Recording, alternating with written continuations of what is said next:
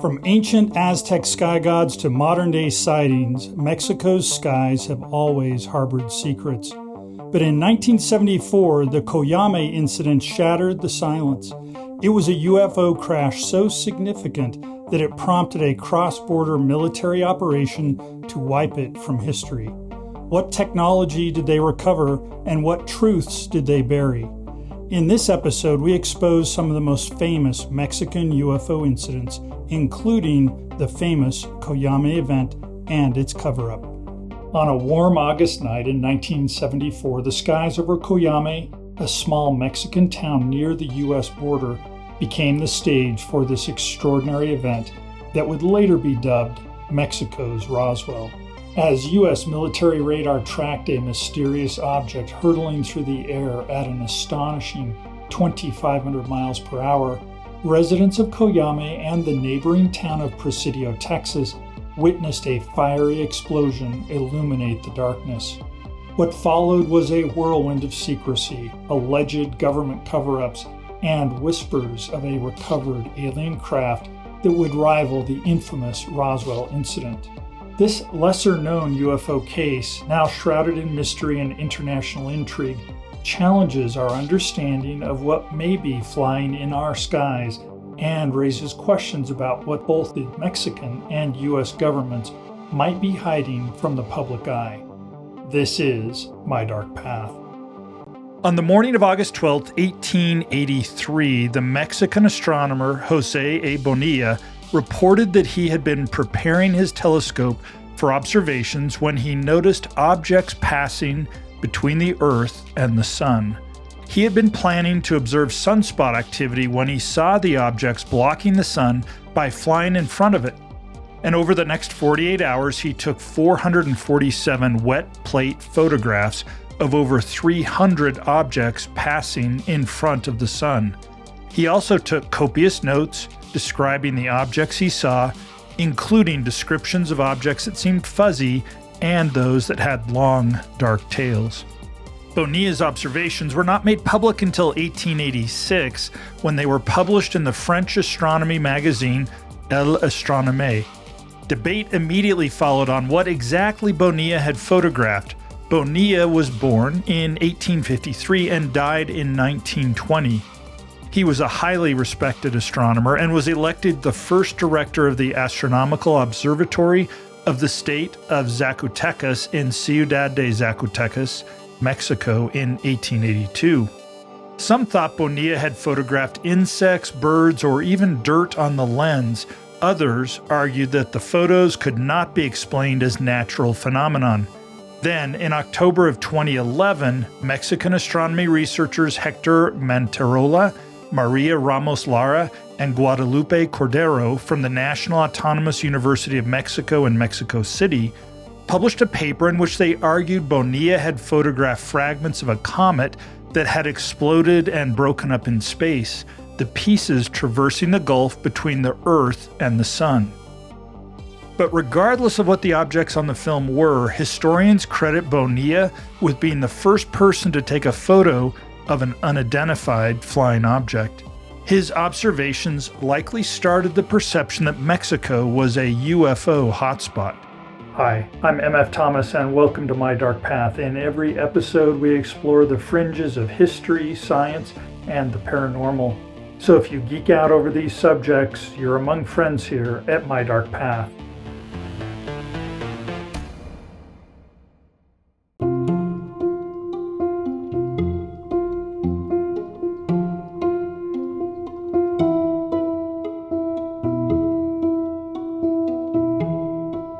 On January 14, 2023, 140 years after José Bonilla took photos of those alleged UFOs, a strange object hovered in the sky above the Estadio Olímpico Benito Juárez soccer stadium in Ciudad Juárez, Mexico, located just across the Rio Grande from El Paso, Texas. Benito Juárez Stadium is home to the Juárez Bravos soccer team, who were playing the Tijuana Solos that afternoon. A fan had snapped a photo of the stadium and shared it with the team, as it appeared to show some type of craft hovering in the distance over the soccer stadium. The team in turn jokingly tweeted the photo, adding the caption, quote, "Help, Jaime Musan. A fan sent us this photograph he took during the game versus Xolos, where supposedly a UFO can be seen. Is it or isn't it a UFO?" End quote. Jaime Musan is Mexico's most famous UFOologist and is well known in Mexico for his analysis of and belief in UFOs and aliens. He hosts the longtime Mexican TV show Tercer Milenio, which means Third Millennium, which is about UFOs and other paranormal topics. Musan took the photo tweeted in jest seriously and noted that he had the image analyzed with special AI software, and then he said, quote, "Everything indicates that we are facing an unidentified anomalous phenomenon, UAP. Kiev scientists call these ships ghosts for being dark objects," end quote. The enhanced photo shows a smooth, dark almond-shaped object. Musan stated later, quote, "Given all the above, I think it is a ship of non-human origin," end quote. UAP, it should be noted, is an acronym for Unidentified Aerial Phenomenon, which is what the U.S. military now uses instead of the term UFOs, or Unidentified Flying Objects. UAPs have been in the news a lot lately, with pilots, both military and civilian, reporting them. Musan's reference to Kiev refers to Ukrainian astronomers reporting dozens of UAPs over Kiev since the war began with Russia. Some attribute the increased sightings to the use of drones or additional military aircraft flying around Ukraine. In contrast, others believe the UAPs may be some kind of alien phenomenon, studying how humans wage war. There has been a similar rise in reports of UAPs in the United States, with hundreds officially reported to the American government in 2021 alone. Now, Mexico ranks 7th globally for the number of UFO sightings that are reported. And today on My Dark Path, we'll look at several UFO encounters, from José A. Bonilla's photographs of a century and a half ago to sightings in Mexico from just this year.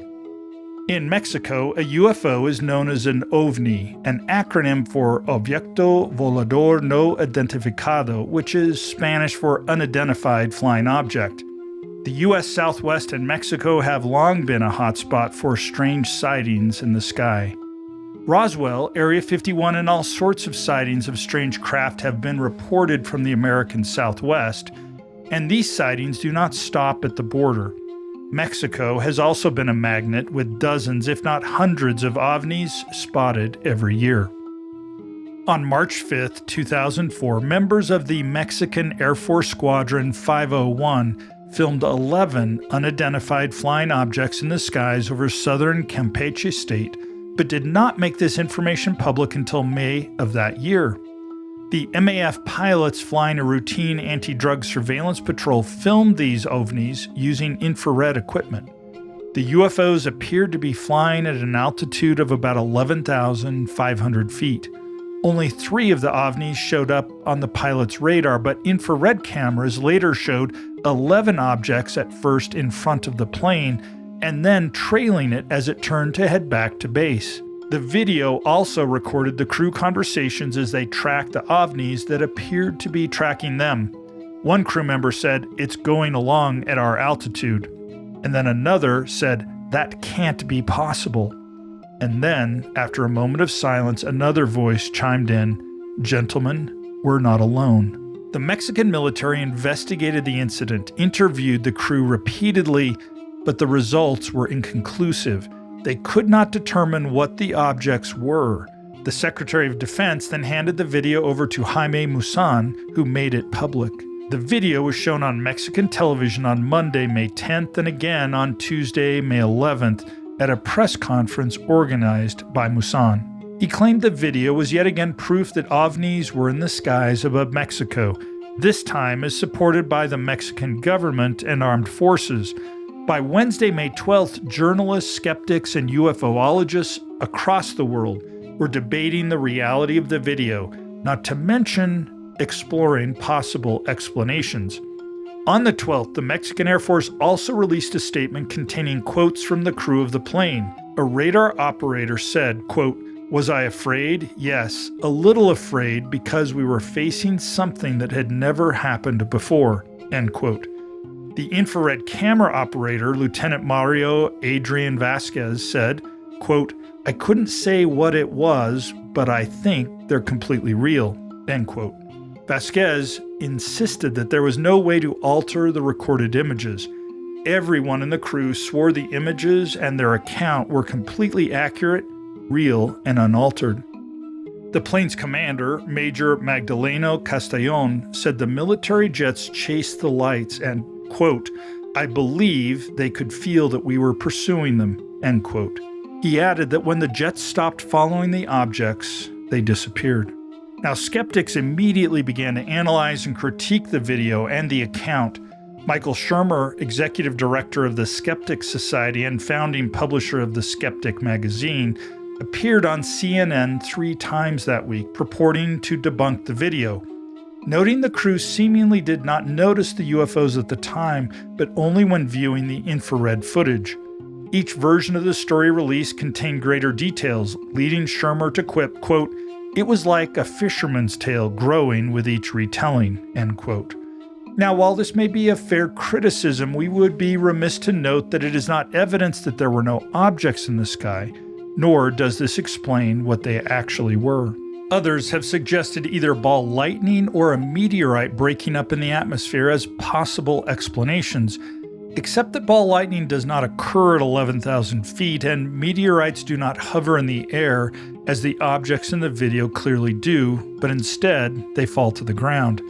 Still, others have suggested satellite debris, secret military vehicles, electrically ignited gas, and even oil rigs in the Gulf burning off flares. Although in the case of the last, we might note that oil rigs are not usually found above 11,000 feet, and how would even the tallest oil rig flare show up on radar as a solid object? The Mexican Air Force stands by its report and the testimonies of the pilot and crews of the jets that observed what were literally unidentified flying objects. And this is just one of many instances in which OVNIs were witnessed by multiple people. And there are those who argue the sightings go back far longer than recorded history.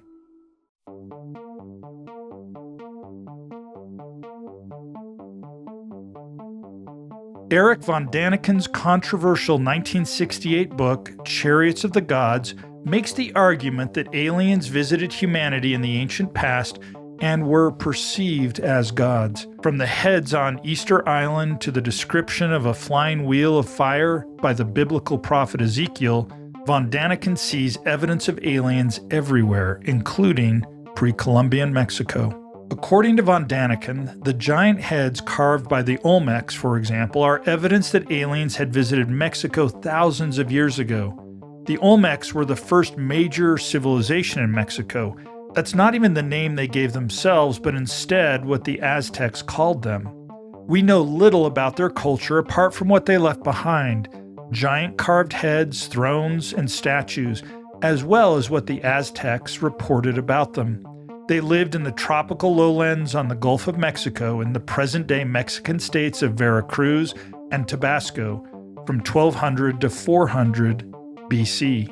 Similarly, von Daniken claims aliens interacted with and taught the Mayans, claiming that the Popol Vuh, the foundational sacred narrative of the Mayans, originally passed down through oral tradition and was finally written down by the Spanish in 1701, claims the gods knew the entire universe, the 4 cardinal points of the compass, the round shape of the earth, and the feathered serpent who carries the sun across the sky and knows the stars.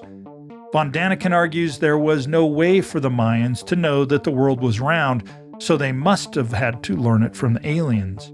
However, the Mayan were a highly advanced people on their own with a profound scientific and mathematical knowledge. They knew the length of a year on Venus and calculated the actual duration of an Earth year at 365.2420 days. Now, for the record, a solar year is 365.2422 days. The Mayan were correct to 3 decimal places.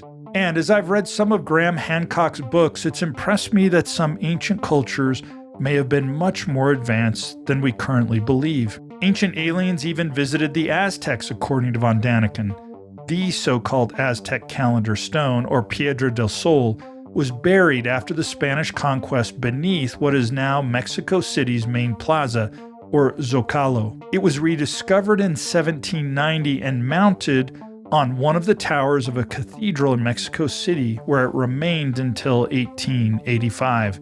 In that year, it was moved to the Museo Nacional, also in Mexico City. According to von Daniken, the Aztec calendar stone, which is almost 12 feet in diameter and weighs nearly 25 tons, the precision of the stone is as accurate in its calendar as the Mayans. Von Daniken asked, quote, "Could this knowledge have come from extraterrestrial sources?" End quote. Similarly, he sees the Great Pyramid of Cholula, the largest pyramid by volume built on the planet, as having been built with alien help. Now, on one hand, it's easy to dismiss von Daniken as perceiving the achievements of these non-European cultures as impossible without outside help. It's perhaps a kind of prejudice against the people of Latin America, Africa, and Asia that runs through the volume. Nonetheless, Mexico became a UFO hotspot in the 1970s as American UFOlogy was evolving and growing and looking for confirmation of UFO sightings and cataloging them, to the point where we know, as I mentioned earlier, that Mexico now ranks 7th in the world for UFO sightings. Indeed, Mexico has its own version of Roswell. Coyame, Mexico lies just across the Rio Grande from the Texas border town of Presidio. Coyame is a small town with a population at the time of less than 2,000 people. On August 25th of 1974, the U.S. military was tracking a strange radar signal over the Gulf of Mexico. U.S. air defenses, then on alert at the height of the Cold War, began tracking an object headed towards northern Mexico, and it was traveling at an estimated 2,500 miles per hour at about 75,000 feet, but descending. At first, the Americans assumed it must be a meteor, but then it veered sharply south, and instead of entering U.S. airspace, it flew over the state of Chihuahua. Suddenly, then, it disappeared off the radar. Simultaneously, a civilian plane headed from El Paso to Mexico City went off Mexican radar. Residents of both the Coyame and Presidio towns heard and saw a thunderous explosion in the nighttime summer sky at about 10:15 p.m. Eyewitnesses claimed to have seen a mid-air collision between a small airplane and an OVNI. The flaming wreckage of both crafts fell down on the Mexican desert, and at sunup the next morning, the Mexican authorities raced through the desert to find the wreckage, while American authorities listened in to their radio communications. There seemed to be 2 crash sites out of Coyame. One was obviously the wreckage of a small plane, but the other, according to voices on the radio, was a fairly intact, dish-shaped craft 16 feet in diameter and about 5 feet thick. It had no markings, no light, and no indicators of its origin. No bodies were found inside or nearby.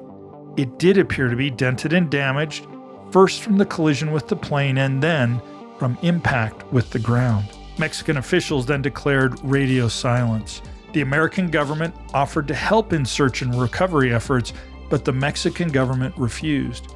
The Americans, however, organized and prepped a recovery team to go into Mexico if needed, and perhaps even intervene if a request wasn't forthcoming.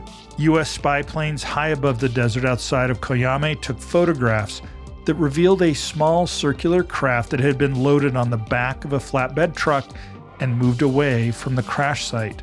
The photos also revealed what appeared to be several human bodies still remaining at the crash site. On August 27th at about 2:30 in the afternoon, American officials greenlit a rescue team to enter the area and offer assistance. 4 helicopters departed Fort Bliss for the crash site. Now, allegedly, when the American scientists and soldiers arrived, they found a number of dead Mexican soldiers. There's no indication of how they died or what killed them. And again, allegedly, the Americans then used chains to attach the saucer to one of the helicopters and took the crash ship back to the United States, but no one knows where it was taken to or where it might be now. The entire thing, just like Roswell, was covered up.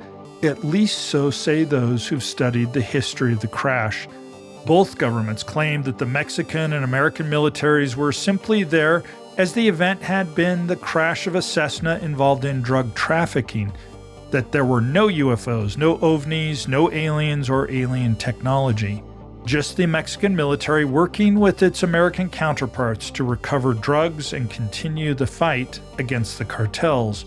In the book Mexico's Roswell, the Chihuahua UFO Crash, authors Noé Torres and Ruben Uriarte argue that this is simply a cover story, as there are too many unexplained elements for the official story to make sense.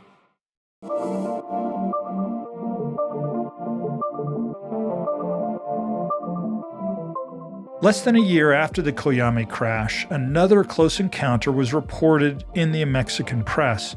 On May 3, 1975, private pilot Carlos de los Santos was chartered to fly a group of engineers from Mexico City to the Pacific coast in his Piper Comanche, a small single-engine prop plane.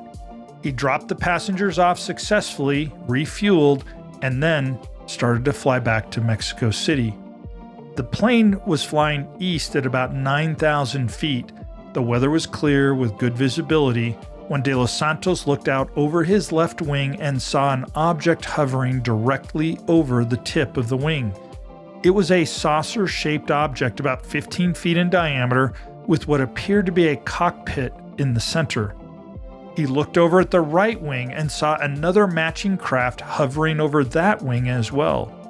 Not knowing what else to do, he attempted to descend, but none of his controls worked. His instruments were also unresponsive. And at that moment, he looked up and saw a third identical craft headed straight toward the nose of the plane, rushing straight for him. At the last second, this third UFO dropped down, and De Los Santos heard and felt it hit something on the belly of the plane. He then realized the third object had locked him in place. There was one over each wing and one underneath, meaning that he was effectively trapped.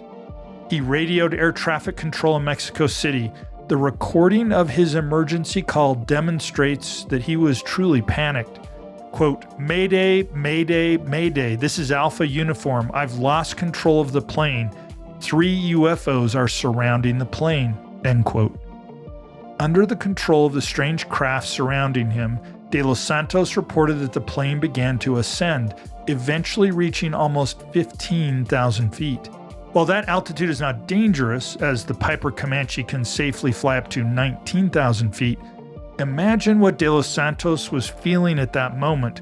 3 UFOs had surrounded his plane and raised it almost 6,000 feet from where it had been, and he with no control over the plane. Finally, after reaching 15,000 feet, the 3 crafts suddenly flew off, disappearing as quickly and easily as they appeared. De Los Santos found himself with control over the plane again, and he immediately began descending to Mexico City, terrified that the craft might return. Sightings continued regularly in the following decades, but the next major OVNI event was in 1991. On July 11th, one of the longest total solar eclipses was set to occur, and the best viewing location was in central Mexico, although people all over the country would be able to see some type of eclipse that afternoon.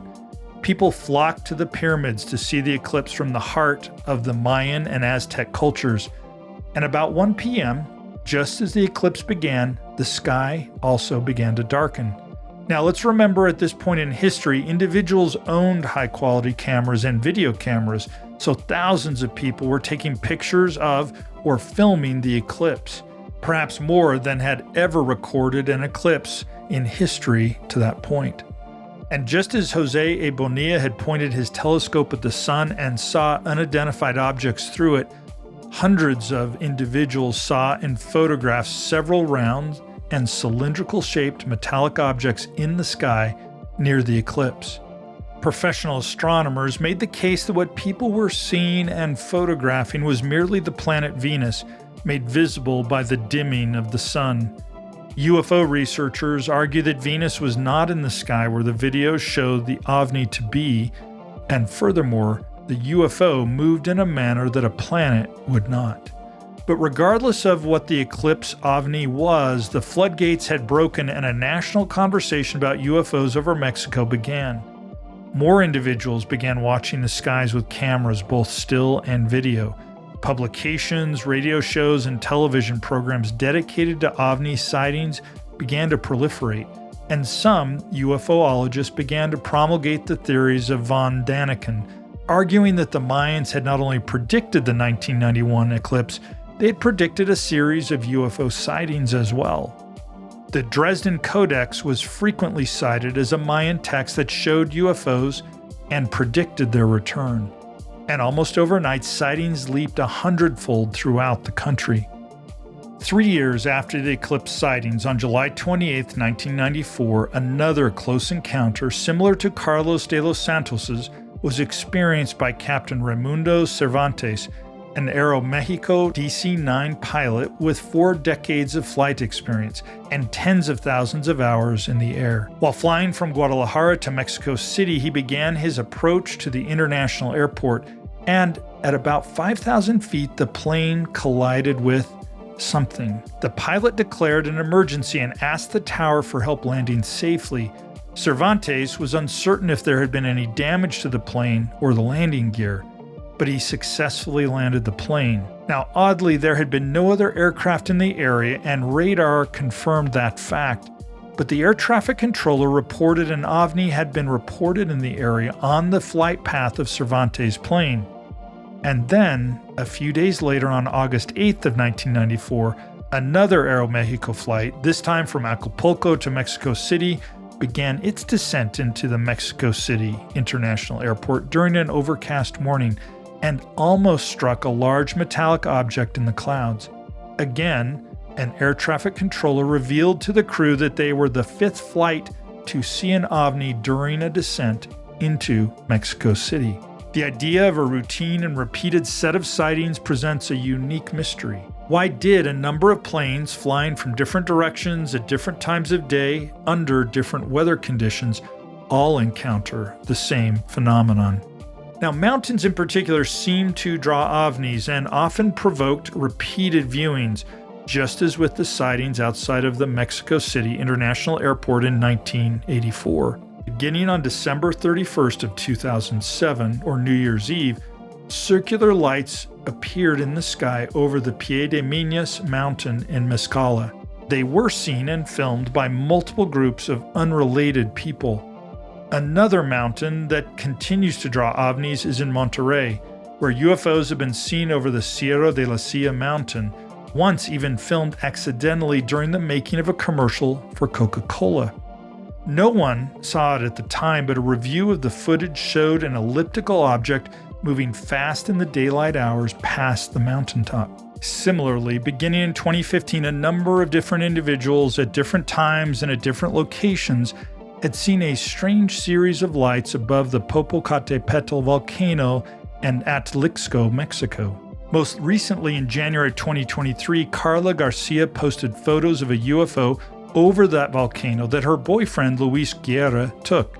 Guerra had been preparing the backyard for a family breakfast when a blast of sound from the volcano made him look up. He used his phone to take photos of the moon settling behind the volcano's cone. But when he examined his photos, he saw what appeared to be a giant saucer-shaped OVNI hovering over the erupting volcano. Interestingly, their house lies just 1,600 feet from where a UFO monument was erected in the year 2000 under the orders of the then mayor of Atlixco. Popocatépetl, it turns out, is not just an active volcano, but another Mexican UFO hotspot. So much so that the previous mayor had a monument to them constructed in the center of town, perhaps to encourage tourism. Locals claim aliens are studying Earth's geothermal activity to have a better understanding of our planet. And it seems that if you want to see a UFO, visit a mountain or volcano in Mexico. Thank you for joining me in this episode of My Dark Path. I'm so grateful that you've watched this video to the end. I love creating this show, and so if you enjoyed it, Please subscribe so that you'll be notified of every new episode. Also, I'm fortunate to work with an amazing team, and we're now releasing a new episode every week. And so, dear friends, thank you for walking the dark paths of history, science, and the paranormal with me. Until next time, good night.